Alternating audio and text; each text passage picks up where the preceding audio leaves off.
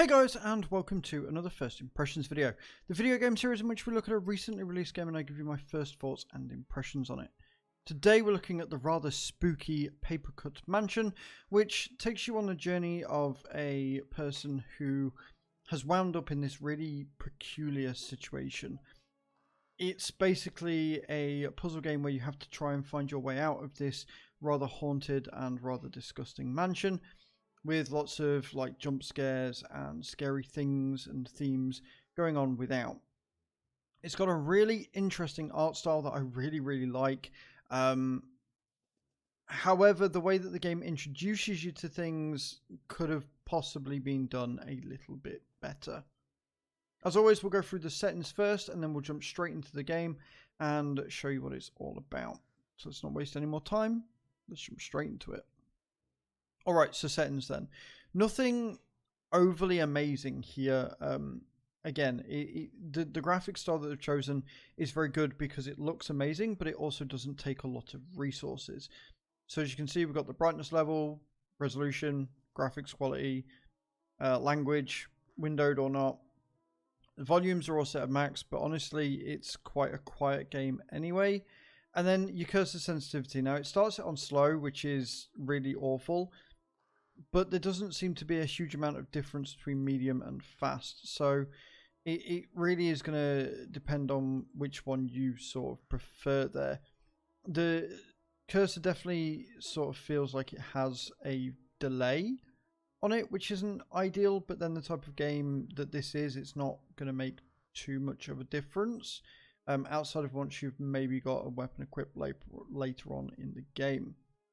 But there you go, there's your options. Not a huge amount to discuss here, not a huge lot going on, but it's enough for what this type of game is. Let's go and see what some of the puzzles are and how the world looks and what it is you have to do in the game, shall we? Alright, we're in the game. You have to run around and basically it's got some point and click elements to it. You've got this green moth that floats around, and basically if it decides to sit on a wall and start pulsating and making a noise at you, then you have basically got to look around and find something to get to the next part. You've got all these different rooms that you've got to go in, and certain rooms are locked with puzzles that you have to figure out and try and find. Each item that you look on, you can orbit it and have a look and see if there's anything worth going for. You've got these coins, which hasn't really made itself very clear as to what you're going to use those for, although I can see there later on being like a merchant or something for weapons and things later on down the line.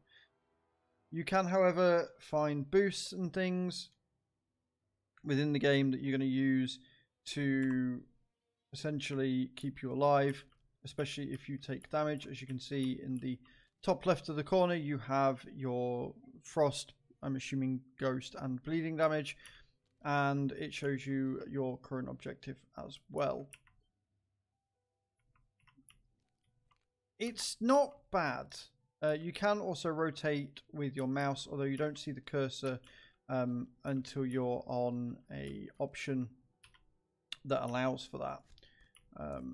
Like whenever you can use the cursor, it will come up with that little hand, and that will basically tell you what you need to know. You've got these different zones that you can end as well, although I'm trying to avoid entering any of those just yet because I am getting the feeling that I'm going to need a weapon or something first. There is voice acting in the game, and from what I've heard, the voice acting is pretty good. But most of it is just text-based. I'm happy to report that the text and the way that they've done it works very well. It's very easy to read, and the instructions are actually pretty clear with what you've got to do, and the puzzles are challenging enough that it gives you a reason to actually want to explore this world, this universe, to try and find out what's going on, and to just really see what there is to offer and what the story is going to be when it unfolds. I like it. Again, it's another one of these sort of point and clicks, but with a different mechanic on it, right? Because that's basically what it is. You go through each room and you've got these point and click areas, And the idea is that you've got to search and explore everything to make sure that you've got what you need in that area. Currently, we're trying to break into this this house here. I've got 3 of the notes, but I need the other notes.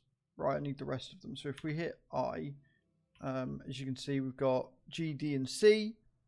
But we've only got 3 of the notes in the order, so we've got to continue finding them in order to unlock the door and carry on with the story, essentially. Overall, it's a simplistic game, but it's done very, very well. Again, I adore the art style. I think it looks fantastic. I love the way that there is a built-in hint.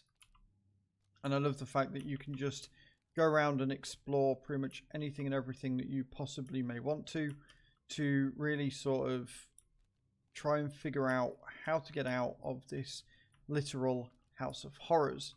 Now, we've also got this here. Requires 3. So you've got to get intelligence points as well from doing these things. So there you go. This is Papercut Mansion.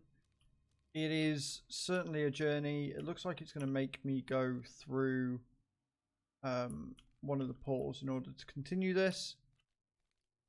But there you go. Let me know in those comments down below, guys, what you think.